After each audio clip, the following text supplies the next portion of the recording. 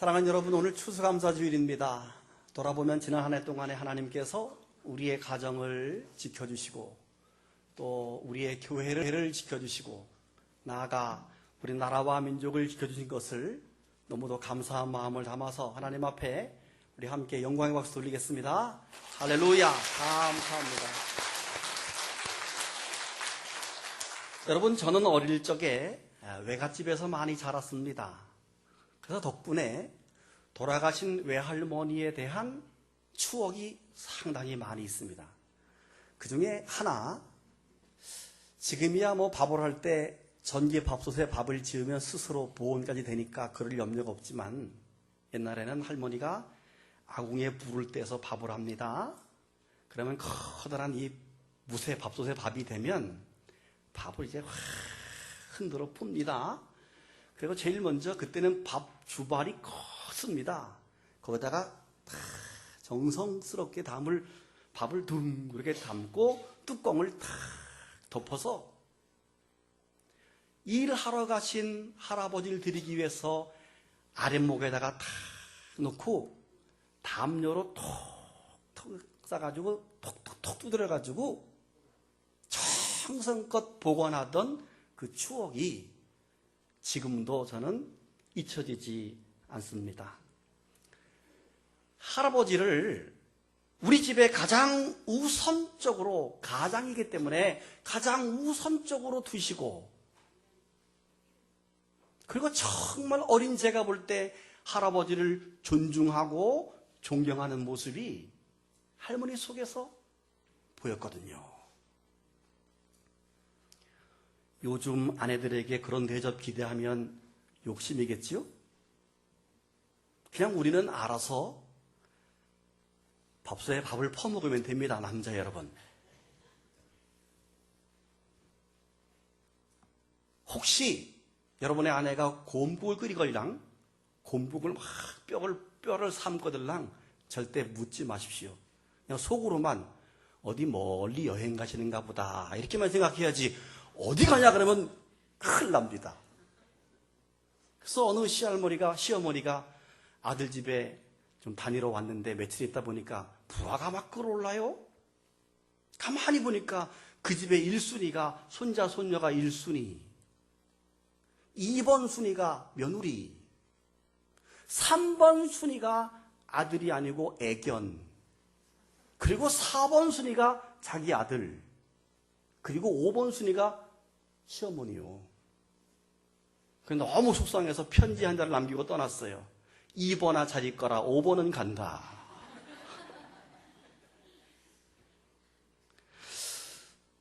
여러분, 익살스러운 표현입니다만은, 유머입니다만은, 요즘 이사하면 남자들은 얼른 애견을 안고 이삿짐차 앞에 앉아 있어야 됩니다. 그래야지 버림받지 않습니다. 아무튼 시대가 바뀌고 아무리 문화가 바뀐다 해도 옛날 할머니들처럼 가장을 존중하고 가장을 공경하는 마음이, 아니 아내에게 남편에게 동일하게 부부간에 공경과 사랑과 존중의 마음이 있기를 기대합니다. 사랑하는 여러분,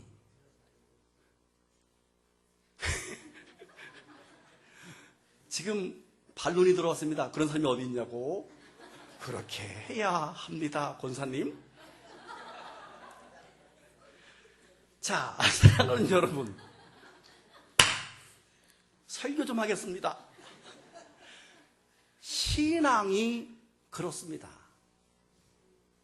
신앙이 무엇이냐고 물으신다면 나의 삶의 가장 우선적이고 나의 삶의 가장 중심적이고 가장 존경하고 가장 공경하는 그 자리에 하나님을 두고 사는 것이 신앙이다, 이렇게 말씀할 수 있습니다. 오늘 성경 본문에는 하나님을 우선시하며 하나님께 감사하는 신앙, 그 신앙이 담겨져 있습니다. 먼저 오늘 잠언이 어떤 책인지를 여러분에게 먼저 소개를 하면요, 이 잠언은 주전 970년부터 700년에 주로 그 사이에 솔로몬과 일부 몇몇 사람이 쓴 글을 모은 것이 잠언입니다. 그러니까 지금부터 적어도 장장 2900년 전에 쓰여진 책이에요. 시적인 형태를 띤 잠언은 우리들로 하여금 하나님 앞에서 어떻게 지혜롭게 살 것인가를 말해주고 있는데, 그래서 잠언을 다른 표현으로 지혜의 책, 지혜서 이렇게 부르기도 합니다. 궁극적으로 하나님을 경외하는 것이 지혜의 근본이다 하는 것을 교훈하는 책이 바로 잠언입니다. 잠언서 서론인 서론 1장 1절부터 6절을 보게 되면 잠언의 목적이 탁 기록되어 있어요. 다윗의 아들 이스라엘 왕 솔로몬의 잠언이라. 이는 잠언은 지혜와 훈계를 알게 하며 명철의 말씀을 깨닫게 하며 지혜롭게, 공의롭게, 그리고 정의롭게, 정직하게 행할 일에 대해서 훈계를 해주며 어리석은 자를 슬기롭게 해주고 우리 젊은 자들에게는 지식과 근신함을 주는 책이고, 지혜 있는 자는 듣고 학식이 더 많아지고 명철한 자는 지략을 얻을 것이다. 잠언과 비유와 지혜 있는 자의 말과 그 오묘한 말을 깨달아라. 이게 잠언의 목적이거든요. 이런 목적으로 잠언을 기록했던 이스라엘 왕 솔로몬은 사실은 그 아버지 다윗 왕이 신앙생활을 너무 잘해서 너의 후손에게 내가 절대로 형통한 복을 주마 약속했습니다. 하나님이 아버지 다윗에게 약속한 그 약속이 아들 솔로몬에게 임해서 사실은 솔로몬이 엄청난 부귀영화를 누린 겁니다. 사실은 솔로몬의 믿음보다도 아버지 다윗 왕의 믿음 때문에 그 아들 솔로몬이 복을 받게 되었는데, 그 복이 어마어마해서 전무후무한 부귀영화를 누린 사람이 바로 솔로몬입니다. 어느 정도로 부귀영화를 누렸는가 하면 열왕기상 4장에 보게 되면 솔로몬이 누린 부귀영화가 나오는데, 솔로몬 성전 건축하기 이전이에요. 이미 그 이전에 어떤 복을 받았는가? 열왕기상 4장 10절에 유다와 이스라엘 인구가 바닷가에 모래처럼 많게 됐고 먹고 마시고 즐거워했다. 솔로몬이 그 강에서부터, 유프라테스 강이에요. 유프라테스 강에서부터 저 블레셋 사람의 땅에 이르기까지 애굽 지경까지 그 영향이 미쳤고 모든 나라를 다스렸고, 솔로몬이 사는 동안에 그 나라들이 전부 솔로몬에게 조공을 바쳤다. 22절에 보면 솔로몬의 하루 음식이 나와요. 딴 거는 빼고 소가 10마리 잡아, 10마리. 좀 놀랬으면 좋겠어요. 이렇게 한우 10마리 하루에. 뿐만 아닙니다. 24절을 보게 되면 24절, 솔로몬이 그 강 건너편을 딥사에서부터 가사에까지 모두 그 강 건너편의 왕들을 다 다스렸고 그 사방에 평화가 임했다. 26절, 솔로몬의 병거의 말 외양간이 4만이요 마병이 몇 명이에요? 12,000명이에요. 마병만 12,000명이에요. 그리고 29절, 하나님이 솔로몬에게 지혜와 총명을 심히 많이 주고 넓은 마음을 주시되 바닷가에 모래처럼 많게 했는데, 30절, 솔로몬의 지혜가 동쪽 모든 사람들의 지혜와 애굽의 모든 지혜보다 뛰어났다. 32절, 그가 잠언 3,000가지를 말했다. 솔로몬이 남긴 이 격언 잠언이 3,000개예요. 그의 노래는 1005편이며 그가 초목, 식물학, 동물학 얼마나 똑똑한지 몰라요. 그래서 34절에 사람들이 솔로몬의 지혜를 들으려고 왔으니 이는 그의 지혜의 소문을 들은 천하 모든 왕들이 보낸 자들이다. 그리고 나서 그런 엄청난 부귀영화를 누리고 나서 열왕기상 5장에 와서 솔로몬 성전을 건축합니다. 7년에 걸쳐서. 그리고 나서 열왕기상 7장에 가서 이제 솔로몬 성전 건축을 마친 다음에 자기가 사는 왕궁을 13년에 걸쳐서 완공합니다. 이미 받은 하나님의 복과 솔로몬 성전과 솔로몬의 왕궁이 얼마나 기가 막히는지 정신이 나갈 정도예요. 그래서 열왕기상 10장에 가보게 되면 솔로몬의 명성을 듣고 찾아온 스바 여왕의 이야기가 나옵니다.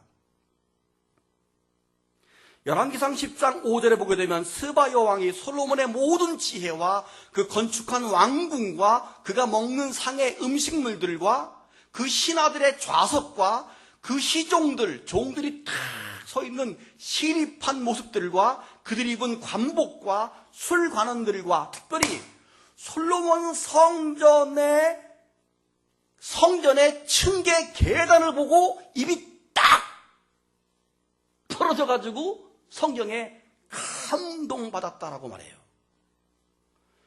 지금 성경이 감동받았다고 말하는데 사실은 좀 전에 우리가 읽었던 개역 한글판이 더 멋진 해석이에요. 거기 뭐라고 나왔는가 하면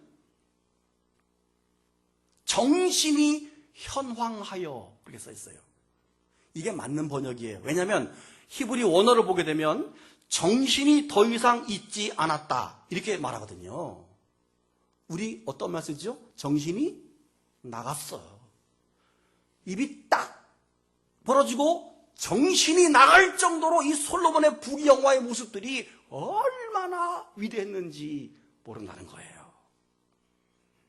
여러분, 솔로몬의 대단한 부귀영화를 여러분에게 소개하는 이유가 있습니다.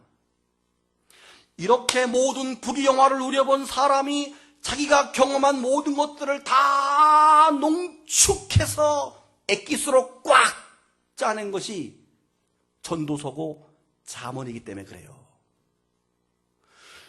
적어도 그런 삶을 살아보지 못한 사람이 말하는 것은 신빙성이 없어요.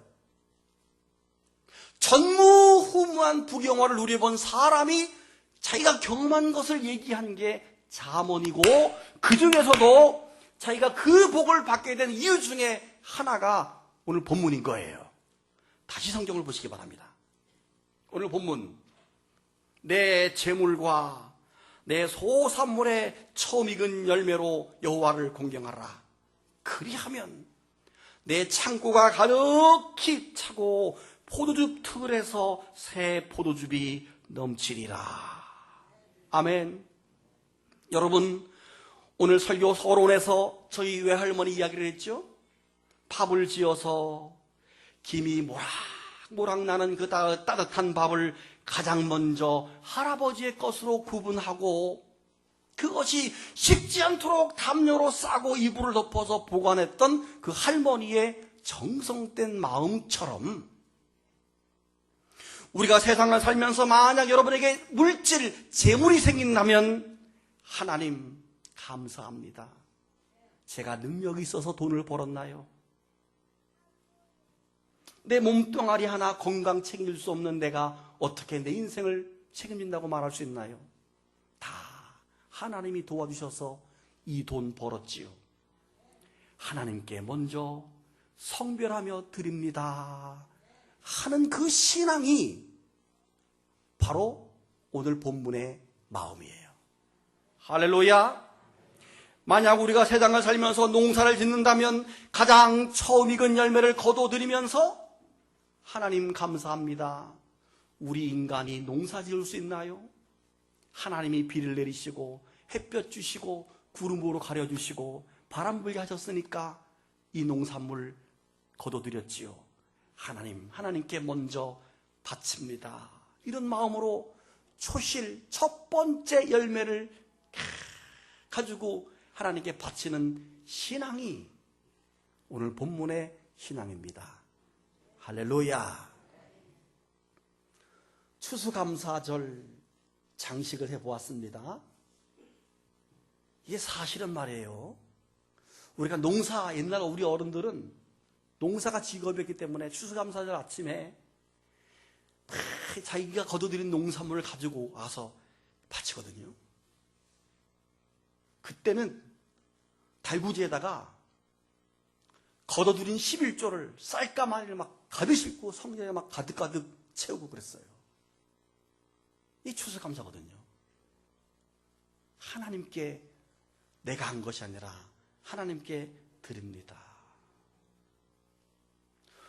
오늘 아침에 문득 생각하기를, 내년 추수감사절은 11월 1일부터 15일까지 준비하는데 이렇게 사지 말고 우리 교인들이 하나님께 드리고 싶은 건 뭐든지 다 1일부터 15일 동안, 그리고 자리도 먼저 갖다 놓은 사람이 임자예요. 그 자리에 안 건드려. 그냥 15일 동안 뭘 갖다 놓든지 하여튼 간에 뭘 어디다 갖다 놓든지 관계없어요. 그렇게 한번 15일을 지나봐야지, 이런 생각이 문득 들었어요. 내년에 농사를 짓든 뭘 하든 하여튼 간에 해봤으면 좋겠어요. 그게 이 마음이기 때문에 그렇습니다. 그럴 때 하나님께서 우리의 창고가 비지 않고 가득 채워준다고 그 복을 받은 솔로몬이 말하고 있는 겁니다. 포도즙 틀에서 새 포도즙이 넘친다고. 또 포도 생산량이 너무 많아서 계속 즙을 짤 수밖에 없는 그런 넘치는 복을 주신다고 오늘 성경은 말씀하고 있습니다. 여러분, 이 말씀은 이미 이스라엘 백성들에게 하나님께서 출애굽해서 광야 생활할 때 이미 명령하신 하나님의 명령이지요. 출애굽기 23장을 보게 되면 너는 매년 3번 절기를 지켜라. 첫 번째 절기는 무교병이다. 무교절. 이것은 우리를 애굽에서 구원해 주심을 감사해서 드리는 감사절기. 두 번째 16절 맥추절을 지켜라. 중간에 보리삭을 제일 먼저 거둬들일 때 하나님 앞에 맥추 감사지 오늘날. 그리고 수장절을 지켜라. 이것은 내가 수고하여 이룬 것을 연말에 밭에서부터 거두어 저장함이라. 19절 내 토지에서 처음 거둔 열매에 가장 좋은 것을 가져다가 너희 하나님 여호와의 전에 드려라. 아멘. 이 말씀을 잘 지켜서 복받은 나라가 미국입니다. 미국은 이 추수감사절의 의미를, 이 수장절의 의미를 추수감사절로 바꾸어서 지키게 되었고, 그 미국의 신앙을 받은 우리 한국교회가 11월 셋째 주 추수감사주일을 우리가 지키고 있죠. 미국은 1620년에 청교도들이 그 땅에 들어갔을 때, 프리머스 땅에 도착했을 때 얼마나 열악했는지, 오는 도중에 태풍과 추위와 싸우면서 102명이 출발해서 중간에 44명이 죽고 58명만 남았습니다. 가지고 온 씨앗 옥수 심었는데 흉작 씨가 자라지가 않아요.